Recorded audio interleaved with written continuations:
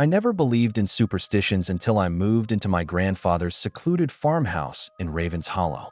The house was a decaying structure of gray wood and rusted iron, standing at the edge of a forest that seemed to swallow the sunlight.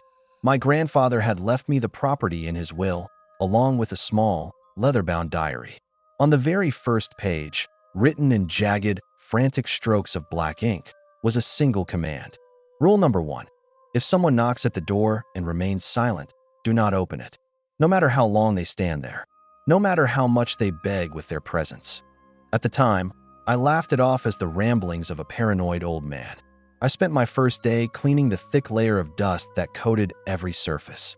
By the time the sun dipped below the jagged horizon, a heavy, unnatural fog began to roll in from the woods, pressing against the windows like a physical weight. At exactly 12 a.m., as I sat in the dim glow of a single lamp, I heard it. Knock, knock, knock. The sound was hollow, echoing through the empty hallway. My heart skipped a beat. Who could possibly be out here at midnight? The nearest neighbor was miles away. I walked toward the front door, my footsteps creaking on the floorboards. Who is it? I called out, my voice trembling slightly. Silence. There was no wind, no crickets, no sound of rustling leaves.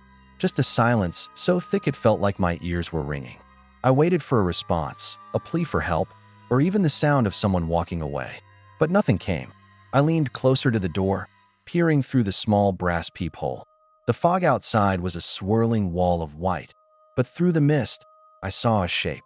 It was tall, impossibly tall, and gaunt. The figure stood perfectly still, its head tilted at an unnatural 90-degree angle. It didn't have a coat, despite the freezing temperature. It just stood there, facing the wood of the door. Knock, knock, knock.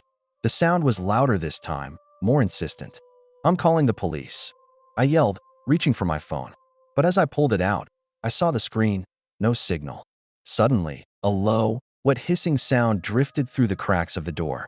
It wasn't a voice. It sounded like air escaping a punctured lung. The shadow at the bottom of the door shifted. I realized with a jolt of terror that the figure wasn't using its hand to knock. It was thumping its forehead against the wood, over and over again. Thud, thud, thud.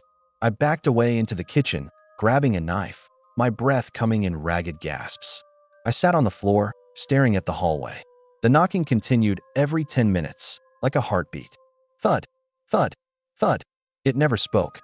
It never moved from its spot. It just waited for me to break. When the first gray light of dawn finally touched the windows, the knocking stopped. I waited another hour before I dared to approach the door. When I finally unlocked it and looked out, the porch was empty. But the wood of the door was splintered and stained with a dark, oily residue. And there, in the soft mud of the porch, were footprints. They weren't human. They were deep, elongated claw marks that led not to the house, but away from it, disappearing into the woods. I realized then that the diary wasn't a collection of memories. It was a survival guide. And rule number 1 was only the beginning. The morning sun offered a false sense of security. I spent hours scrubbing the oily residue off the front door, but the smell remained, a cloying, metallic scent like old blood and wet earth. My hands wouldn't stop shaking. I retreated to the kitchen and opened my grandfather's diary again, desperate for an explanation. I flipped to the second page. The ink here was even more frantic, the letters nearly tearing through the paper. Rule number 2. If you hear your own voice calling from a room you are not in, hum a tune. Do not stop humming until the voice grows angry. If it grows angry, you are safe. If it starts to cry, run to the basement. This is insane, I whispered to the empty kitchen. My own voice sounded thin and brittle. I decided then that I was leaving. I grabbed my car keys and headed for the front door, but as I reached for the handle, I stopped dead. Through the heavy oak of the door, I heard it. A car engine. My car engine. It was idling in the driveway, the rhythmic thrumming vibrating through the floorboards. But my keys were in my hand. I looked through the peephole. My old sedan was sitting exactly where I had parked it, but the exhaust was coughing out thick, black smoke. And then, the driver's side door creaked open. No one stepped out. Instead, a voice drifted through the air, a voice so familiar it made the hair on my arms stand up. Help. Someone help me. I'm stuck. It was my voice. Not a recording. Not an imitation. It was the exact pitch, the exact frantic tone I had used just last night. My heart hammered against my ribs like a trapped bird. Suddenly, I remembered the rule. My throat felt dry, constricted by fear. I forced myself to draw a breath and started to hum. It was a simple, wordless nursery rhyme my mother used to sing. Outside, the voice stopped abruptly. "Why aren't you coming out?" my voice asked, now sounding flat and distorted. "It's cold out here. Open the door." You. Don't you want to help yourself?" I kept humming, louder this time, my eyes shut tight. The voice outside began to change.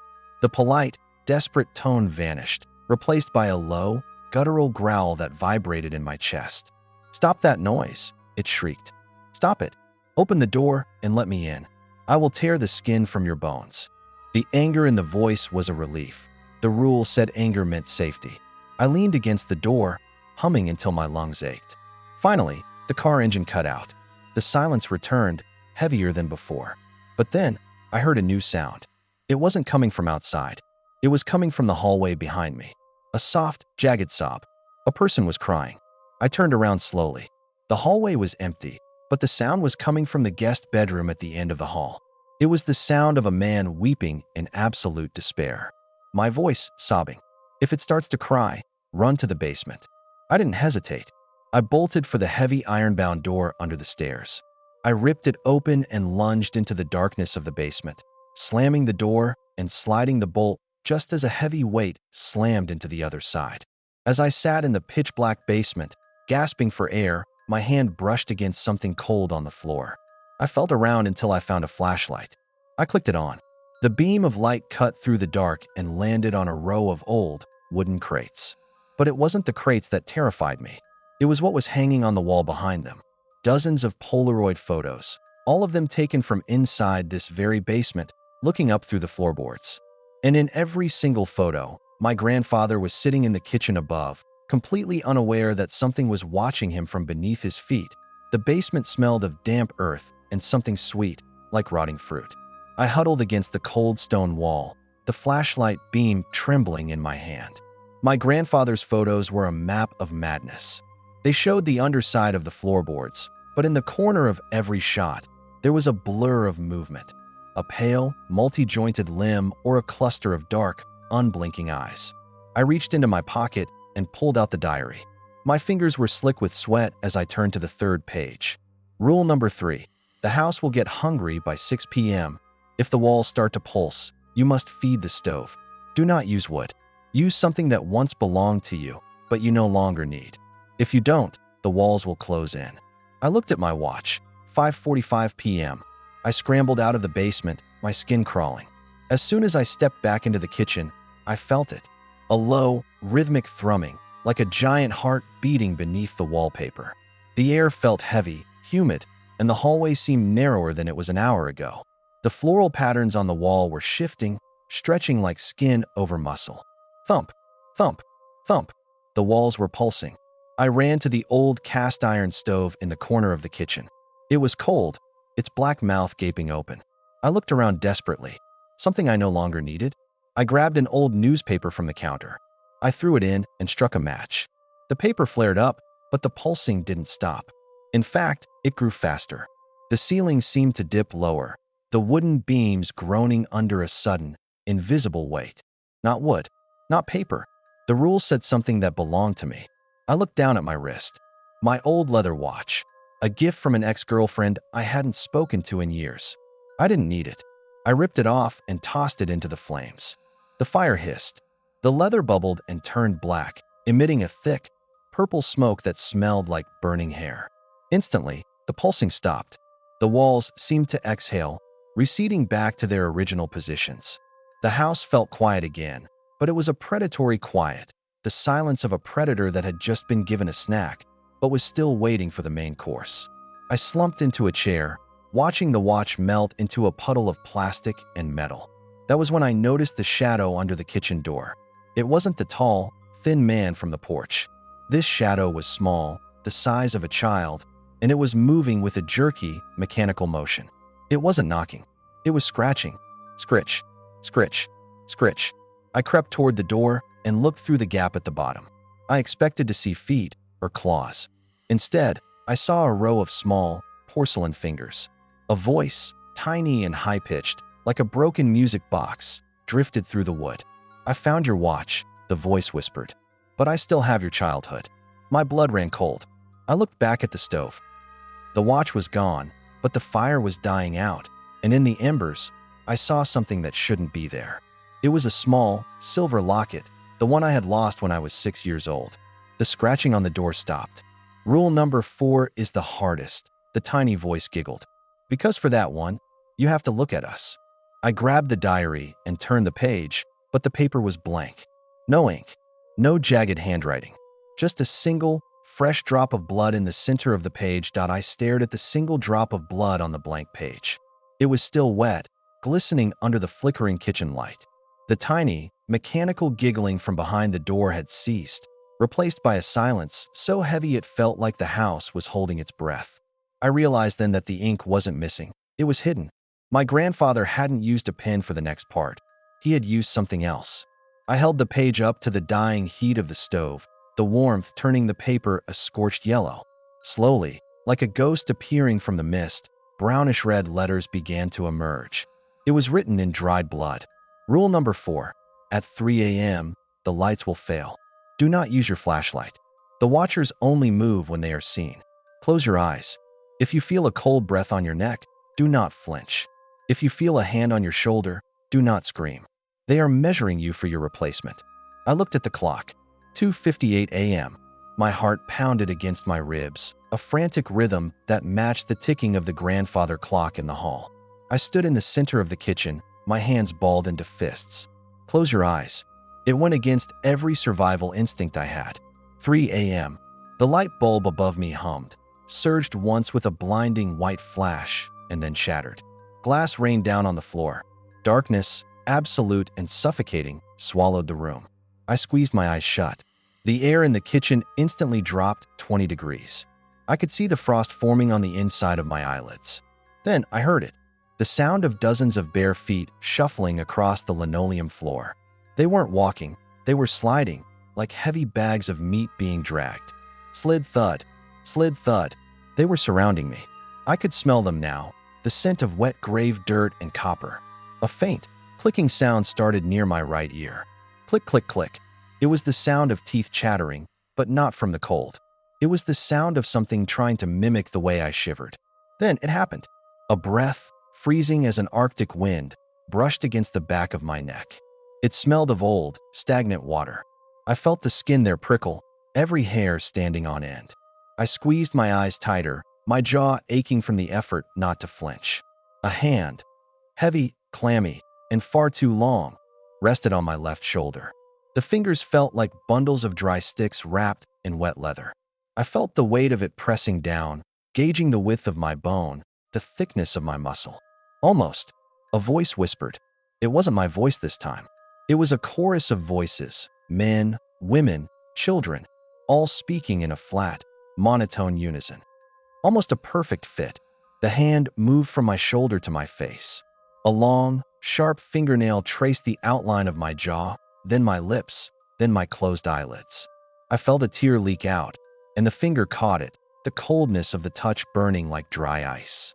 "Rule 5 is the one that breaks them," the chorus whispered, so close I could feel the invisible lips moving against my ear.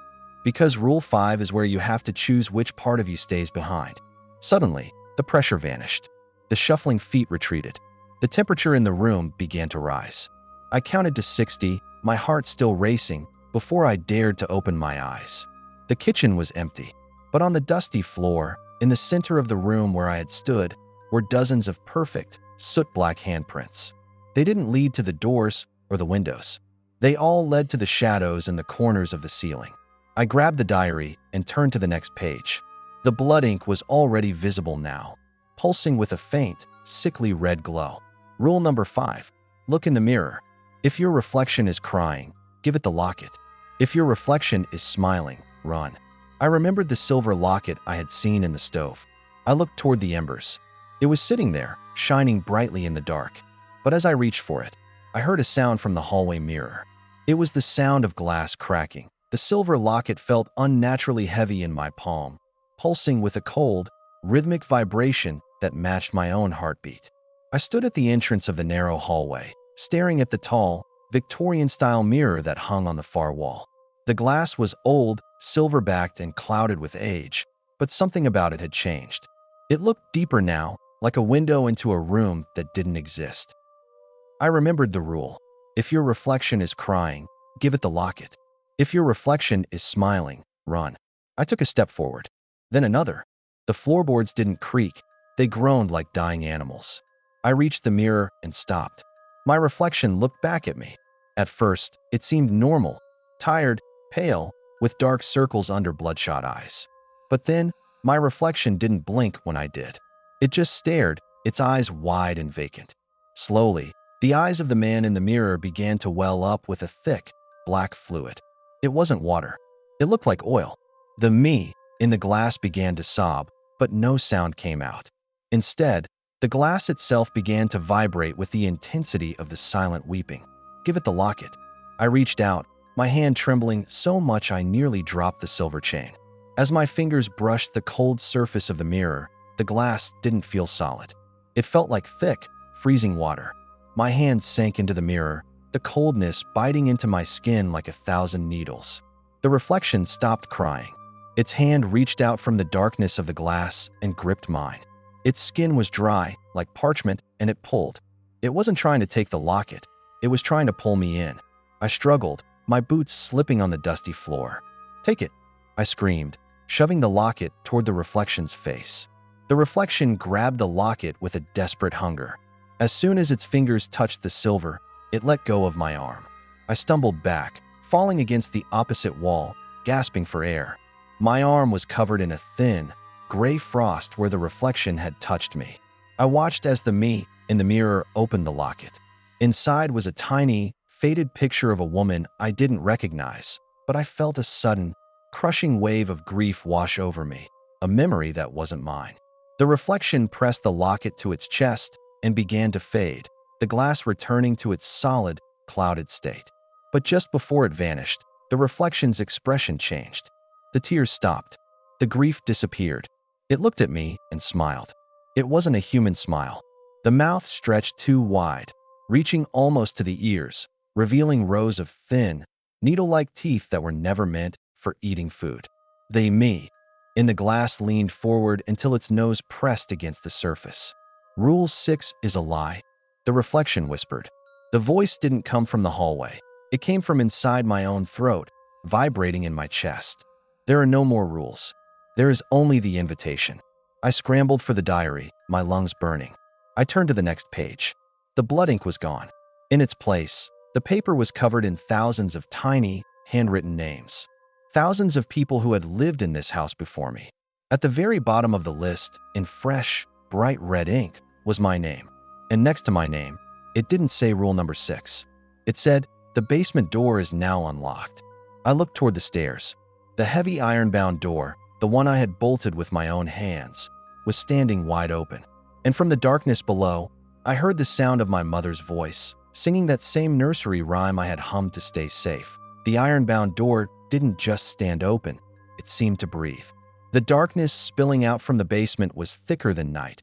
It was a physical weight, cold and smelling of ancient, undisturbed earth. The humming continued. It was my mother's voice, perfect and gentle, the way she sounded before she got sick. It was a sound of safety, of home, of childhood. But I knew the truth. My mother had been gone for 10 years. Whatever was humming in the dark was using her voice like a fisherman uses a lure. I grabbed the diary, my knuckles white. I looked for rule number 6, but the page with the names was vibrating. The ink of my own name was spreading, bleeding across the paper until it formed a new sentence. Rule number 6. If you hear the song of the dead, do not cover your ears. Listen for the flaw. Every imitation has a crack. If you find a crack, you can stay. If you don't, you belong to the chorus. I stepped onto the first wooden stair. Creak. The humming stopped instantly. "Is that you, baby?" The voice called out from the bottom of the stairs. It sounded so real, so full of love, that tears pricked my eyes. "It's so dark down here. I've been waiting so long. Won't you come help your mother?" I descended another step. My flashlight beam was weak, the batteries dying as if the basement was draining the energy out of them. I reached the concrete floor. The crates I had seen before were gone. In their place were rows of tall, narrow mirrors, hundreds of them, facing inward toward a single wooden chair in the center of the room. Sitting in the chair was a figure. It was draped in my mother's favorite blue shawl. Her back was to me. "I missed you," the figure whispered. The shawl shifted as she began to hum again. I stood 10 feet away, my heart hammering against my ribs. Listen for the flaw. I closed my eyes and focused on the sound. It was perfect. The pitch, the vibrato, the slight catch in her breath she always had. I felt my resolve breaking. I wanted to run to her. I wanted to believe the house had given her back to me. But then I heard it. Between the notes, there was a tiny, rhythmic clicking. Click, click, click. It was the sound of bone hitting bone. It was the sound of a jaw hinge that wasn't quite aligned. The humming didn't come from a throat. It was being produced by something vibrating deep inside a hollow chest. "You're not her," I whispered, my voice cracking. The humming stopped. The figure in the blue shawl didn't turn around. Instead, its neck began to stretch. It grew longer and longer, the vertebrae popping like dry wood, until the head twisted 180 degrees to face me. The face wasn't my mother's. It was a blank mask of gray skin, with 2 jagged holes where the eyes should be. Inside the holes, I saw the silver locket I had given the reflection. It was glowing with a sickly, pale light. "The flaw," the creature hissed, the voice now a distorted mess of 1,000 different tones. "The flaw is that you still think you are the one watching." Suddenly, all the mirrors in the basement shattered at once. Crash. In every shard of glass on the floor, I saw a different version of myself. In one, I was old. In another, I was a child. In a third, I was nothing but a skeleton. And all of them were screaming. The creature stood up, the blue shawl falling away to reveal a body made of tangled black wires and human hair. It took a step toward me, its long, spindly limbs clicking with every movement. I looked at the diary one last time. A new rule was appearing, written in a gold ink that burned my eyes. Rule number 7. The house is not a building. It is a skin. To leave, you must shed yours. The basement stairs vanished. The door above me turned into solid stone. I was trapped in the dark with the thing that wore my mother's voice, and the ground beneath my feet was starting to feel soft, like flesh. The floor beneath me didn't just feel soft, it was pulsing. A rhythmic, wet thrumming vibrated through the soles of my boots. The basement walls, once solid stone, began to glisten with a layer of dark, translucent membrane. I wasn't in a basement anymore. I was inside a throat. The wire and hair creature, the thing that stole my mother's voice, loomed over me. Its head, still twisted at that sickening 180-degree angle, twitched with every click of its joints. It didn't attack. It just waited, its empty eye sockets glowing with the stolen light of my silver locket. I looked at the diary. The gold ink of rule number 7 was burning so brightly it scorched the paper. Rule number 7. The house is not a building. It is a skin. To leave, you must shed yours. Find the seam. If you pull the thread, the door will open. If you hesitate, the house will digest your memories. The seam, I whispered. My voice sounded distant, as if I were underwater. Suddenly, a sharp pain shot through my chest. I looked down. A thin, silver thread was emerging from my skin, right over my heart.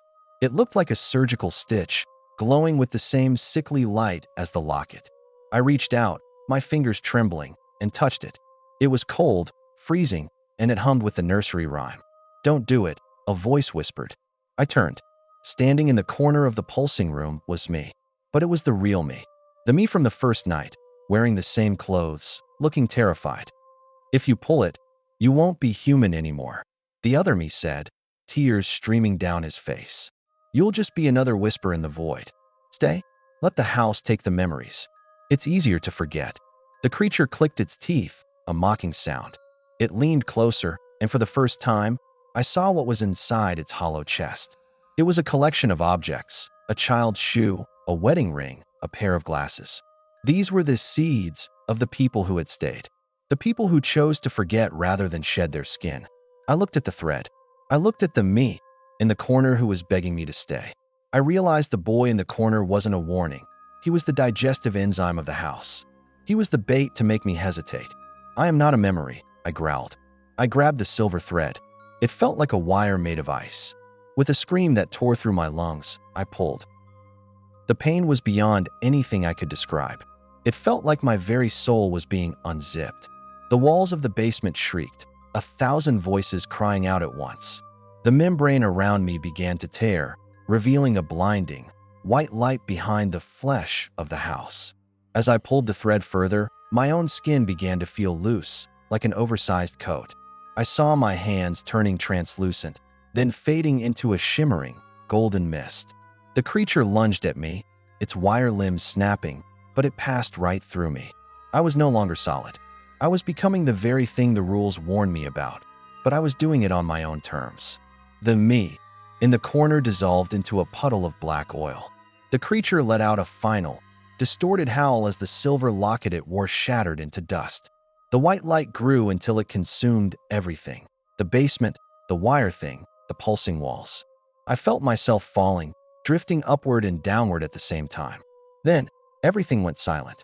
I opened my eyes. I was standing in the middle of the overgrown front yard of the farmhouse. It was morning. The sun was warm on my face. The house looked normal, just an old, gray building in the woods. I reached into my pocket. The diary was gone. My car keys were gone. I looked down at my hands. They looked normal, but when I touched the car door, my fingers passed right through the metal handle. I looked into the car window. There was someone sitting in the driver's seat.